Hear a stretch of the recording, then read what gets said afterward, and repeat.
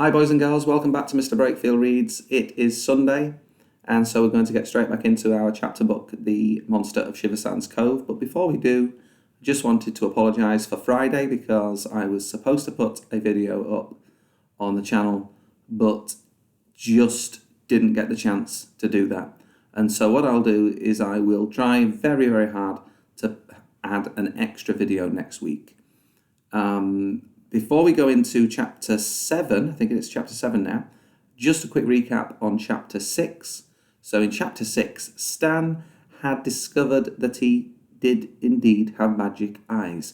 He doubted it, but how did he discover this very fact? Well, he discovered it because at the end of chapter 6, he was just about to sit down in the garden with Magnus when Magnus said, "Watch out, you're going to squash Harry." And Stan wondered who on earth Harry was, and when he turned round, he noticed there was a fairy there. It was the fairy that Magnus was talking about all along, Harry. Anyway, so he came to the conclusion that he must have magic eyes. Chapter 7 is called Harry the Horrible. It was like being in the middle of a dream, the weirdest dream of my whole life. This could not be happening. First, there was a sea monster in the bay, and now there was a fairy in the garden. And there was no way of talking to Dad about it, because, well, what could I say? "Dad, there's a sea monster in our cove. Oh, and Harry the fairy is also real, but you can't see either of them, because you don't have magic eyes." No, I couldn't say that. How could I? There are some things you just can't say to a dad. To make matters worse, Harry the fairy was horrible. He had sparkly fairy shorts and sparkly fairy wings, but he also had weird eyes, mean little eyes, angry eyes, which were a dark reddish colour. And this is a picture of him in the book. Here he is.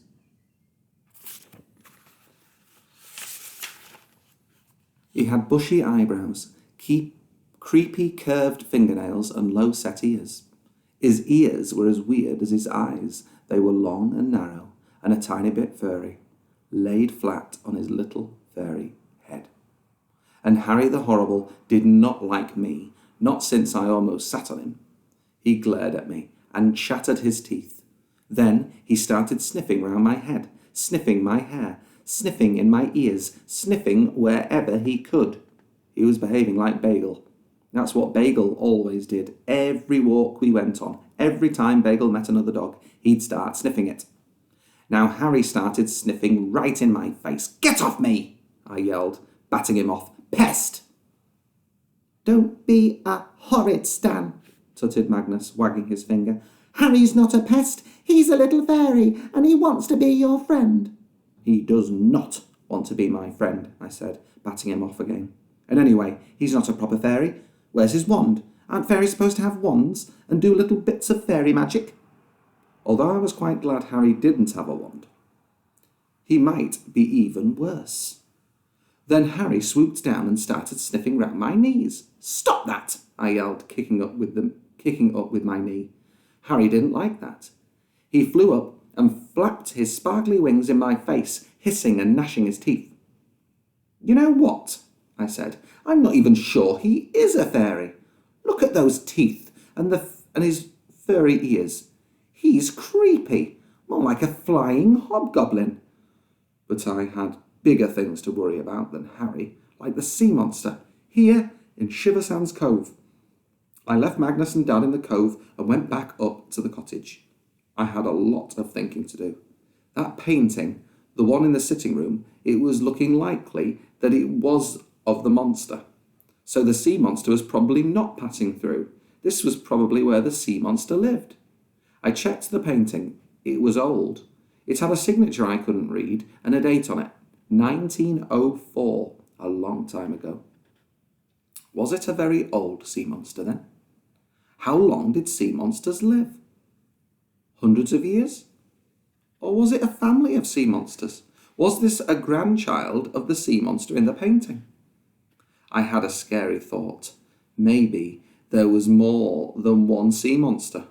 Maybe there were lots of sea monsters, a big family, and they all looked alike. No. If they were family, they would do some swimming together, surely. So it was probably just the one monster I had to worry about. Still, it couldn't be a ferocious monster, because if that sea monster was ferocious, people would know about it. There would be gruesome discoveries, fishing boats with jagged holes in them and no sign of their owner, tourists disappearing without trace. No, there could not be a ferocious monster in this bit of the sea without people knowing it, because even if they couldn't see it, even if they didn't have magic eyes, they could see its effects. So the monster was probably harmless like a basking shark. Yes, that was it. It was big, it was ugly, but it was harmless. It just swam around, not bothering humans at all. It wasn't interested in feeding on humans, just on fish. It could even be a vegetarian, unlike Harry. It turned out that Harry the Horrible liked meat. I was in the kitchen making myself a ham roll, and then I went to the fridge to get a glass of milk. In Harry swooped through the kitchen door. He helped himself to my ham and then shot off. I was annoyed with Harry for stealing, but also astonished. Ham wasn't a very fairy-like sort of food. Weren't fairies supposed to like sugary things, like little pink cupcakes and sugar lumps, that sort of thing? Not Harry. Next, I caught him trying to eat Magnus's hamster.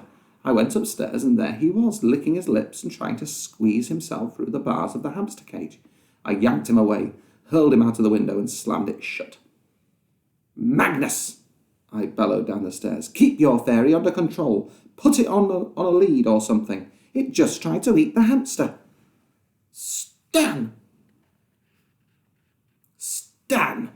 said a cross voice behind me. Dad was standing there frowning. "Don't be mean. Let Magnus enjoy his fairy game."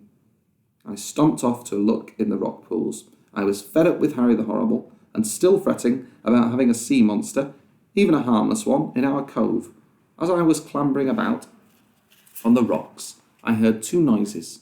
First, chattering noises, and then the sound of small fluttering wings. I looked up and there was Harry, zooming across the beach, chattering, zooming towards me.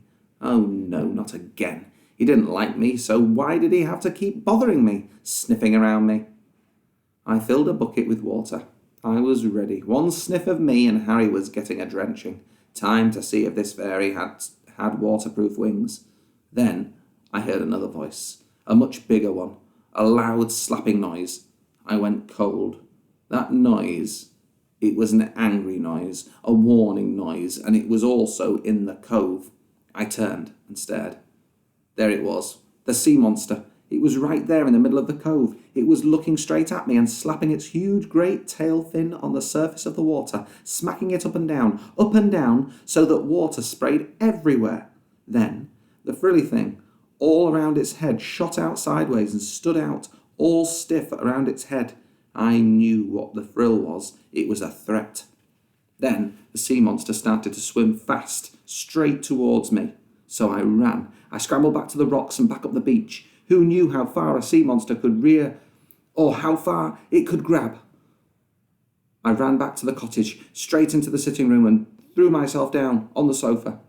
I sat there, panicking, because all of a sudden that sea monster did not look harmless, not harmless at all. And I remembered something. Morris the dolphin.